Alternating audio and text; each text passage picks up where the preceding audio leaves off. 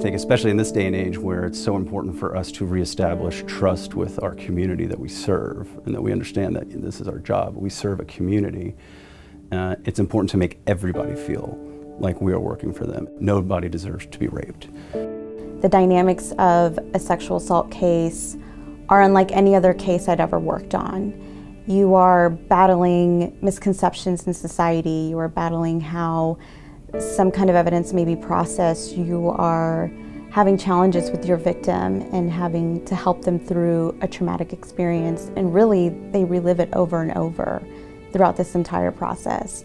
The four major crimes, it's the hardest. I've worked murder, robbery, ag assaults, child abuse. By far, sexual assault crimes are the hardest to prove, and so the DNA evidence is very, very important, pertinent.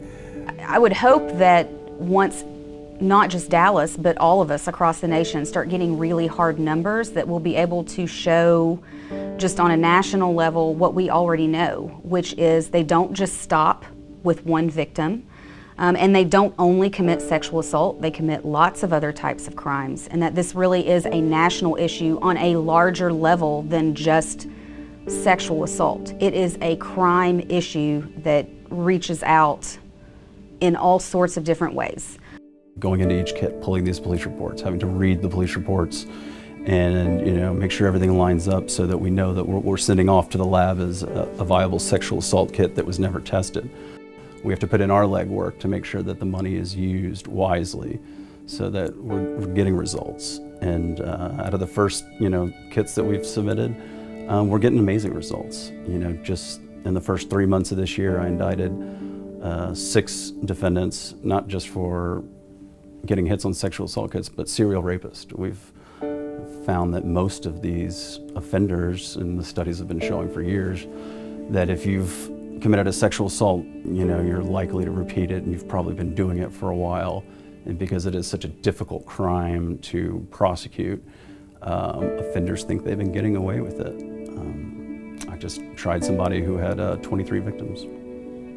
But because of BJA and the Saki initiative, it's given us a means and opportunity to go back, get these kits tested, get some results back, get the DNA evidence, and like I said, carry this case all the way through a successful prosecution. And I have no doubt, we've seen evidence of it already, that you're going to see a lot of serial rapists out there, multiple victims, and that is so important to get those people identified and get them incarcerated. Now what we're discovering more and more each day is that it's not just money, it's guidance, it's resources, it's just the connections that we need to be able to reach out and say, hey, we've hit a roadblock that we didn't think we were going to go across, how can we get past it? And so I think the Saki grant has provided all of that for us to be able to handle this huge task. I would not be in my position, my assigned position, without the Saki grant. Going out and being able to get justice for that person and to put these people away who need to be put away so that they can't harm someone else is why I'm a prosecutor in the first place. And so for years, people have been getting away with it, and it's time to put an end to that. And I think our mission here is to make sure that, hey, if you raped somebody in Dallas and thought you got away with it, think again.